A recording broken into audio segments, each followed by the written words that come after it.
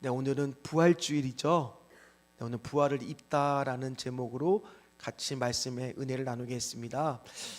부활절 하면은 여러분들은 어떤 게 또 생각이 나시나요? 아마 많은 것들이 생각이 나시겠지만 어제 우리 성도들을 보니까요, 식당에 이렇게 모였습니다. 뭐를 했냐면 뭐를 했어요? 달걀을 삶고 거기를 이제 이렇게 이쁘게 포장을 했습니다. 그럼 궁금하죠? 왜 하필 부활절에는 이렇게 계란을 나눌까? 사실 이것은 그냥 생긴 것이 아니라 원래 그 당시에 살던 시대에 봄이 오면 새해가 오면은 이 달걀을 나누어 주는 풍습이 있었다라고 합니다. 그게 이 유대력으로 보면 예수님이 고난을 당했던 그 시기와 겹쳤기 때문에 그들은 그 시절 부활을 주고받으면서 예수님의 부활에 고난 당한 것을 묵상하다 보니까 이어서 뭐가 이제 오는 거예요? 부활이 올 거 아니겠습니까? 그래서 자연스럽게 달걀을 나누어 주고 했던 일들이 자리 잡게 되었다라고 합니다. 또 그뿐만이 아닙니다. 특별히 우리가 부활절 달걀을 보면은요, 거기에 뭐를 입혀요? 색을 입히기도 하죠. 알록달록 하잖아요. 저거는 어떻게 된 거냐 하고 찾아보니까 한 마을에 한 부인이 남편을 잃었어요.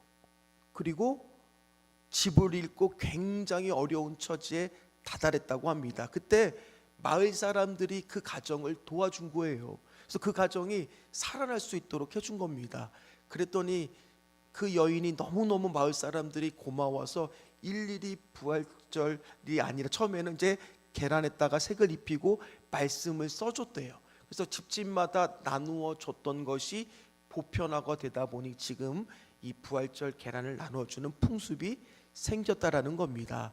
그래서 그 껍질을 우리는 보통 뭘로 생각할 때가 많으냐? 3일 동안 예수 그리스도가 무덤 속에 잠들어 있던 그 껍질을 생각하는 게 그 달걀 껍질이고요. 특별히 그 바깥에 붉은색을 칠한 것은 뭐를 상징하겠어요? 예수님의 십자가 피를 상징하는 겁니다. 그래서 오늘날 교회에서는 이 부활절 달걀을 나눠주는 겁니다. 오늘도 여러분 돌아가실 때 다 뭐를 받으시겠어요? 부활절 달걀을 다 나눠드릴 거예요. 그럼 그걸 홀라당 이렇게 맛있게 혼자만 드시지 마시고, 그걸 오늘 우리가 받았다라는 것은 누군가한테 그 기쁜 소식을 뭐하라는 거예요? 전하시라는 거예요. 부활의 기쁜 소식을 전하는 오늘 한 주가 되시기를 주의 이름으로 축복합니다. 특별히 부활의 소식을 듣고도 전하는 자가 있고 믿고 전하는 자가 있고, 오늘 본문도 보면 믿지 않고 부정하는 자, 전하지 않는 자, 오히려 그 소식을 막으려는 하는 자들이 있었다라는 겁니다. 예수님이 오전 9시부터 십자가에 달려 돌아가셔서 6시간 동안, 그리고 오후 3시에 돌아가셨습니다. 그리고 이제 좀 있으면 3시간만 지나면 안식일이에요. 그러니까 장례를 치를 수 없기 때문에 장례를 치를 수 있는 시간은 몇 시간밖에 안 돼요? 3시간밖에 안 돼요. 그러니까 급하게 예수님의 장례를 치르는 것을 예수님 십자가에 달려 돌아가실 때부터 그 곁을 지켰던 여인들이 그걸 본 거예요. 그러니까 그 여인들 마음에 예수님을 사랑하니까 어떤 마음이 있었겠어요? 아유, 어떡하면 좋나. 그러면서 예수님이 장례를 제대로 치르지 못한 것에 대한 마음의 어려움이 있을 겁니다. 그래서 그 여인들이 안식일이 끝나자마자 새벽부터 어떻게 하느냐, 오늘 1절 말씀을 한번 같이 읽어보도록 하겠습니다. 안식일이 다 지나고 안식 후 첫날이 되려는 새벽에 막달라 마리아와 다른 마리아가 무덤을 보려고 갔더니, 막달라 마리아와 다른 마리아는 야고보와 요한의 어머니 마리아라고 말합니다. 그분들이 새벽부터 달려갔어요. 뭐를 손에 들고 갔느냐? 향품을 들고 달려갔어요. 조금 미진하게 장례를 치른 것에 대한 불편한 마음으로 가서 어떻게 하든지 그런 부분들을 좀 보완하고 좀 정성껏 더 장례를 보충할 수 있을까 하는 마음으로 달려갔는데, 이 여인들의 마음 속에는 근심이 하나 있었어요. 어떤 근심이 있느냐? 지금 예수님의 무덤 앞에는 뭐가 가로막고 있습니까? 돌이 가로막고 있어요. 심지어 그거를 지키고 있는 병사들도 있습니다. 경비병들도 있어요. 그럼 도착하자마자 지금 그 여인들의 힘으로는 그 돌문을 열 수가 없어요. 그러니 경비병들한테 부탁을 해서 그 문을 좀 열어달라고 해야 되는데 과연 경비병들이 그 문을 쉽게 그렇게 열어줄까요? 그런데 도착하자마자 깜짝 놀란 거예요. 왜 깜짝 놀랐습니까? 돌문이 열려 있는 거예요. 한번 돌문의 그 당시의 무덤의 사진을 보면요, 저 돌문을 옆으로 이렇게 굴리면 저 아래 문에 약간의 홈이 이렇게 U자로 퍼져 있습니다. 그러면 굴렸을 때 이렇게 문이 콱 맞게 닫히면 다시 저 문을 열려면 닫았을 때보다 열 때가 힘이 더 들겠습니까? 안 들겠습니까? 더 올려야 되니까 힘이 더 드는 거예요. 그런데 지금 큰 지진 나면서 문이 열려 있는 거예요. 깜짝 놀랐죠. 심지어 그 옆에는 경비병들이 마치 이대로 멈춰라 하면서 가만히 그냥 멈춰만 있고 사시나무 떨듯이 떨고 있었다라는 겁니다. 천사가 그 자리에 있었다라고 성경은 말합니다. 자, 오늘 어떤 일이 일어났는지 4절 말씀을 한번 같이 읽어보도록 하겠습니다.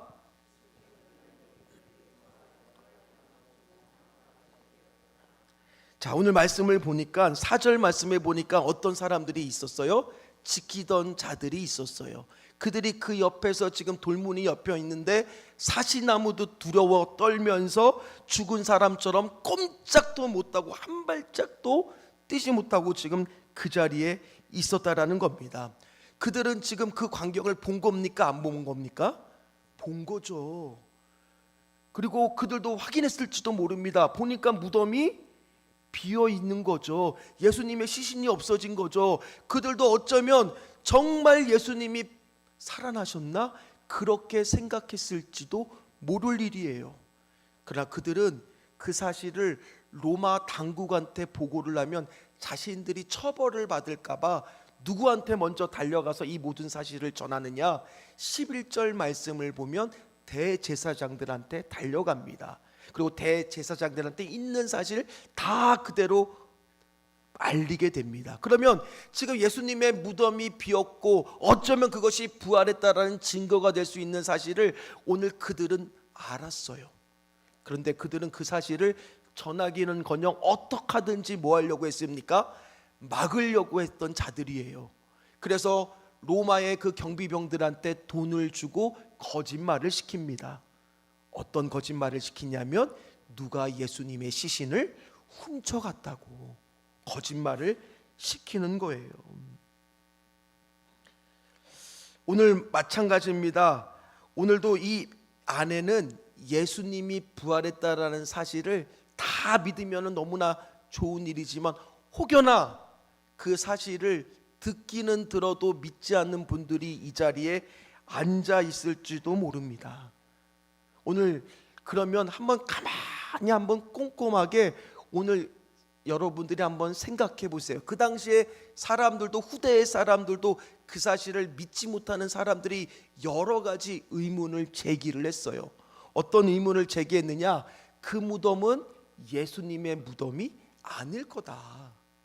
그런데 가만히 한번 생각해 보세요. 아니, 예수님을 그토록 사랑한 여인들이 새벽부터 달려갔던 그곳, 그 예수님이 묻혀 있었던 무덤을 몰랐을까요? 알았겠죠, 당연히요.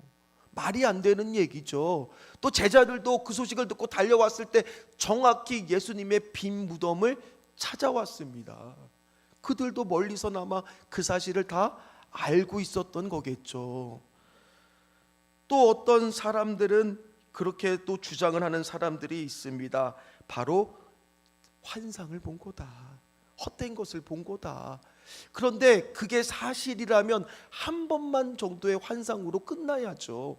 그런데 우리는 알다시피 예수님의 모습을, 살아난 모습을 본 사람이 얼마나 많습니까? 12 제자들이 다 그 사실을 보았고요. 심지어 500명이 그 사실을 보았습니다. 그뿐만 아니라 3일 후에 살아나셔서 40일간 이 땅에 있는 동안 사람들한테 다 그 모습을 보여주셨잖아요. 그러니까 그것도 사실이 아닐 겁니다. 또 어떤 사람은 말합니다. 예수님은 죽은 것이 아니라 기절을 했던 거라고. 그랬다가 나중에 다시 깨어난 거라고. 근데 그런 일은 요즘에도 흔하진 않지만 간혹 우리가 뉴스를 보면 그런 일 볼 때 있어요, 없어요? 있죠. 어떤 할아버지가 심장마비로 갑자기 돌아가신 거예요. 그래서 할머니가 급하게 의사를 불러서 청진기를 대보고 확인하니까 진짜 돌아가신 겁니다. 그래서 이제 병원에서 어떻게 하느냐, 이제 급하게 이제 냉동실로 시신을 보관하는 곳으로 옮기게 되었습니다. 사망 선고가 의사가 한 거예요. 근데 놀라운 일이 일어난 거예요. 할아버지가 눈을 뜬 거예요. 눈을 뜨는데 뒤에 할머니가 따라오고 있으니까 힘이 없는 목소리로 얘기하는 겁니다. 나 좀 살아났으니까 너 얘기 좀 해줘. 그런데 할머니가 어떻게 하느냐, 모른 척 하고 그냥 끌고 가는 거예요. 그러니까 할아버지가 이대로 가다가는 냉동고에 꼼짝없이 들어가겠잖아요. 그래서 힘은 없지만 또 힘을 내어 할머니를 향해서 한 번 더 말합니다. 아이고 나 좀 살아났다라고 얘기 좀 해달라니까.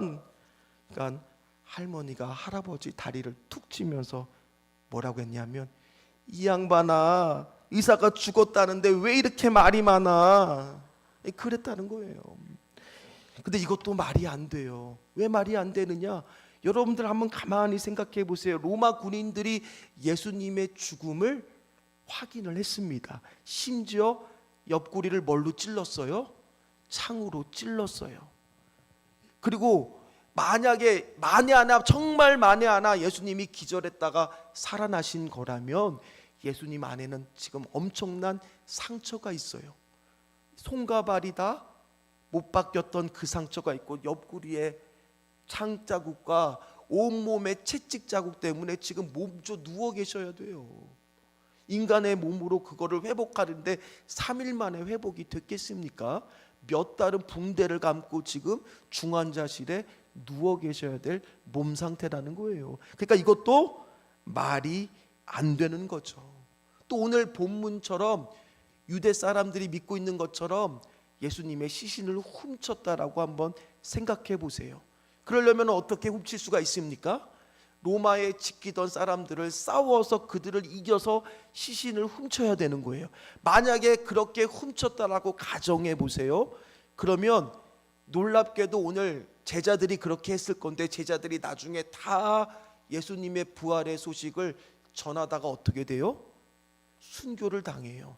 사랑하는 성도 여러분, 여러분들도 때로는 진실이라는 것이 있지만은 그 진실 앞에 내 안에 죽음이라고 하는 어려움의 문제가 봉착하게 되면 사람은 그 진실 앞에서도 외면할 때가 있어요, 없어요?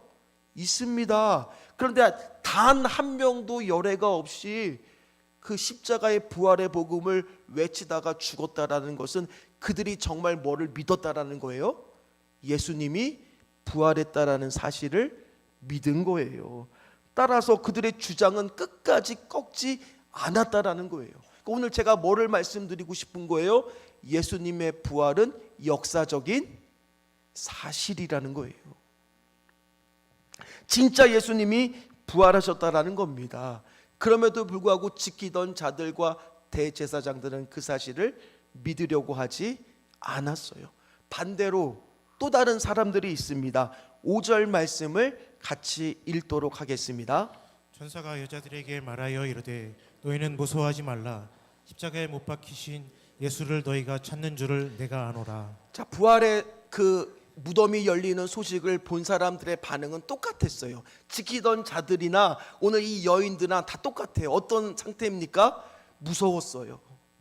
믿겨질 수가 없었어요. 두려웠어요. 떨었습니다. 믿겨지지 않았어요. 그러나 한쪽은 끝까지 안 믿고 믿지 않으려고 애를 썼고요, 거짓말을 하고 부정해 버렸지만 다른 한쪽은 그 사실을 결국에 믿게 되고 부활의 주님을 만나게 되더라는 거예요. 사랑하는 성도 여러분, 오늘 여기 앉아 있는 분들 중에서도 둘 중에 하나를 여러분들이 선택하셔야 돼요. 어떤 것을 선택하시겠습니까? 그러나 오늘 이 가운데 분명히 믿지 않는 분들 있을 수도 있어요. 오늘 그런 분들에게 오늘 6절과 7절 말씀은 중요합니다. 6절과 7절 말씀을 우리 한번 같이 읽어보도록 하겠습니다.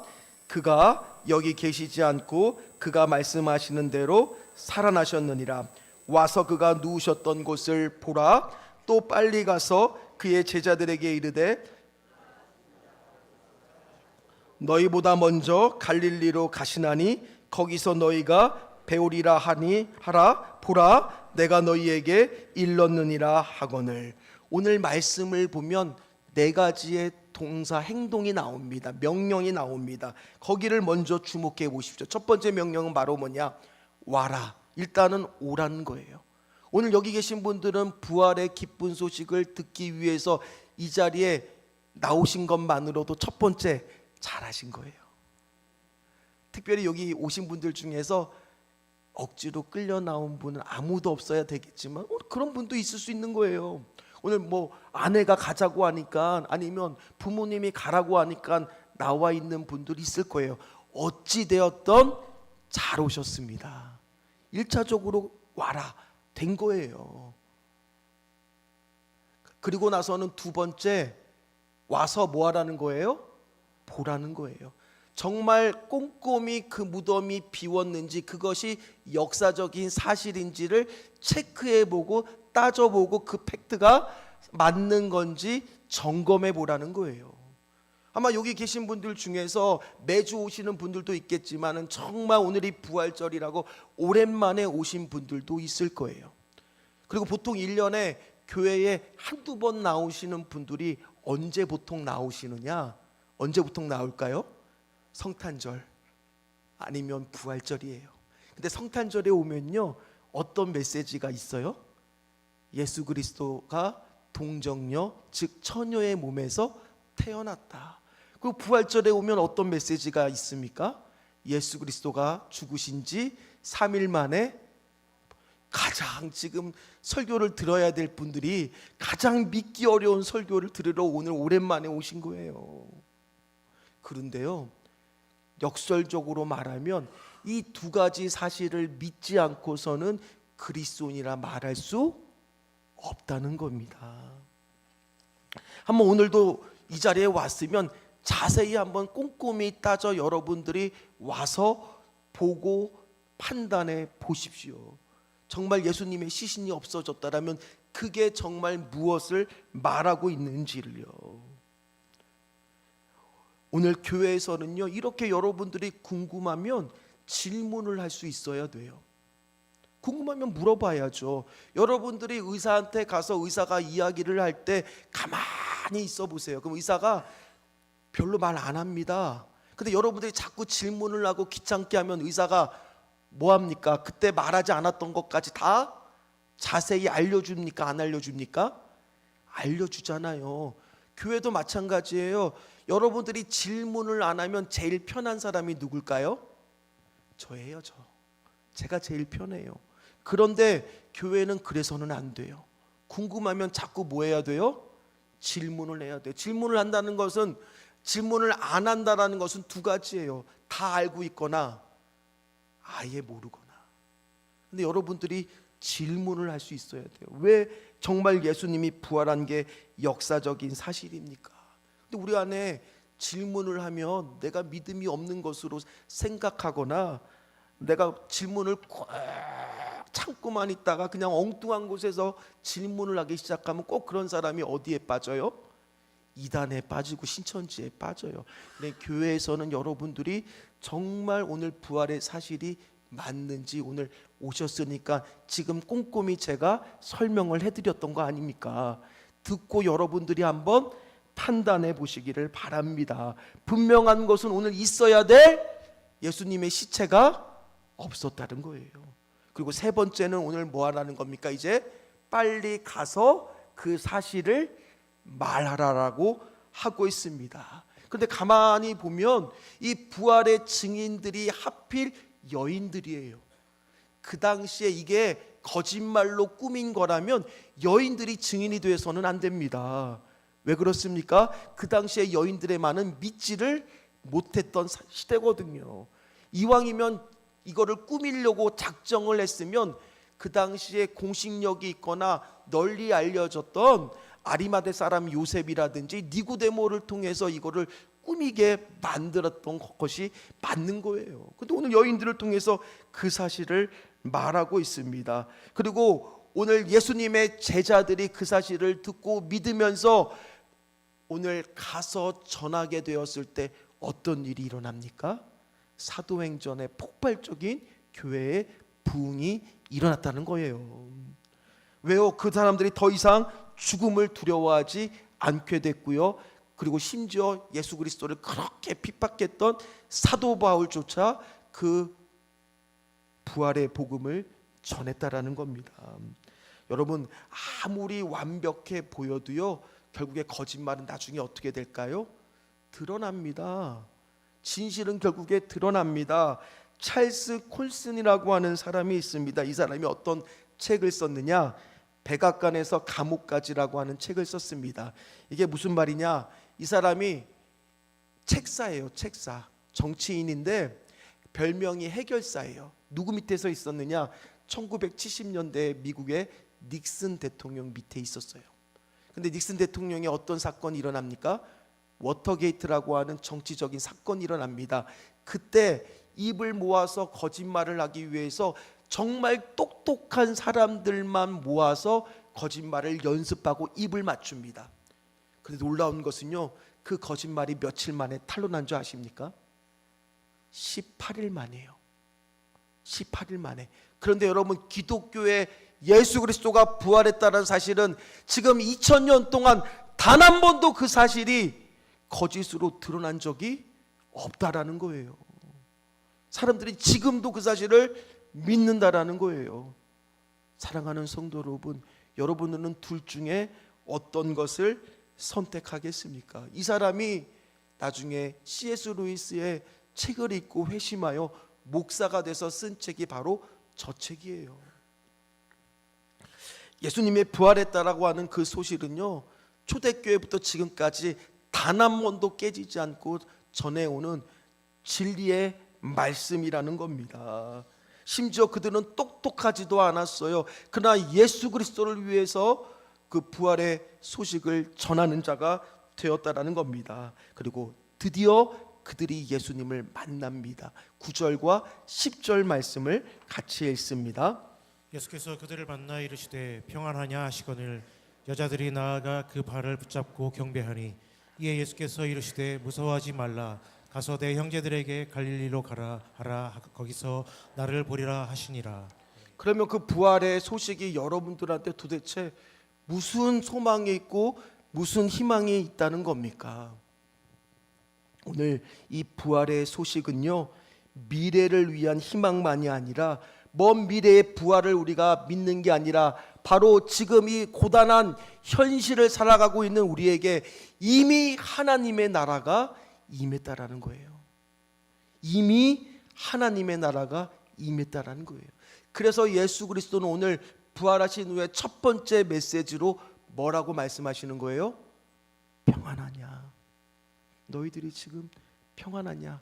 삶의 고통과 어려움과 문제 가운데 있습니다. 다 잘 되라고 말하지도 않으십니다. 지금 너희 문제를 해결해 주겠다고 말씀해 주시는 게 아닙니다. 뭐라고 말씀하신다고요? 평안하냐고요. 평안하냐고요.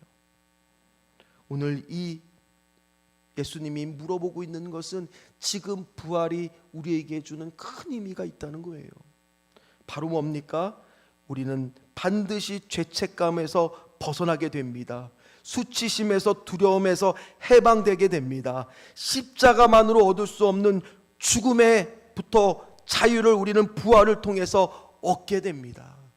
여러분들은 오늘 예수 그리스도를 믿습니까? 그러면 우리는 죽어서 천국을 가는 확실한 보장을 얻게 된 것, 그게 우리에게 주는 부활의 선물이에요. 두 가지밖에 없어요. 이 부활의 소식을 전하고 믿는 자, 그 사람들은 천국을 갈 것이고, 그 부활의 소식을 믿지 않는 자, 막으려는 자, 전하지 않는 자, 결국에는 지옥에 갈 거라는 거예요. 그러나 부활의 소식을 듣고도 어려움을 당한 현대인들에게 오늘 하나님은, 예수 그리스도는 뭐라고 말씀하시느냐? 내 형제들에게 갈릴리로 가라. 특별히 내 형제들은 뭡니까? 그 예수님을 배반했던 제자들이죠. 그 제자들을 내 형제라고 부른 거는 뭘 뜻하겠어요? 오늘도 우리들에게 말씀하시는 것과 똑같아요. 죄 가운데 거했을지라도, 어떠한 너희들이 지금 힘든 나날을 보내고 있을지라도 내가 너희들을 이미 용서했다. 이미 너희를 사랑한다. 그 말씀을 지금 하고 있는 거예요. 내 형제들아. 또 갈릴리는 어떤 곳입니까? 그 제자들을 부르셨던 곳, 첫사랑, 나의 소명이 있었던 곳, 사명이 있었던 곳, 예수님을 만났던 그곳으로 다시 부르시는 거예요. 아마 여기 계신 분들 중에서도 삶이 너무 바빠서, 나에게 닥친 고난이 너무나 힘들어서 부활의 예수님을 놓쳤던 분 있을지도 모릅니다. 그러면 여러분들은 다시 어디로 가시면 돼요? 여러분들의 갈릴리로 돌아가시면 돼요. 거기서 다시 누구를 만나면 됩니까? 부활의 주님을 만나세요. 말씀을 마무리를 하도록 하겠습니다. 오늘 예수 그리스도는 지난 날을 묻지 않으시고 뭐라고 말씀하시느냐? 평안하냐? 그러면서 다시 너희들이 나를 불렀던, 만났던 그 갈릴리로 돌아가라 말씀하십니다. 오늘 여러분들의 갈릴리는 무엇입니까? 여러분들이 정말 둘 중에 하나를 선택하셔야 돼요. 나는 오늘도 살아계신 부활의 주님을 믿습니까? 그렇다면 날마다 내 삶 가운데 이끄는 부활의 주님으로 가까이 가시기를 주의 이름으로 축원합니다. 축원합니다.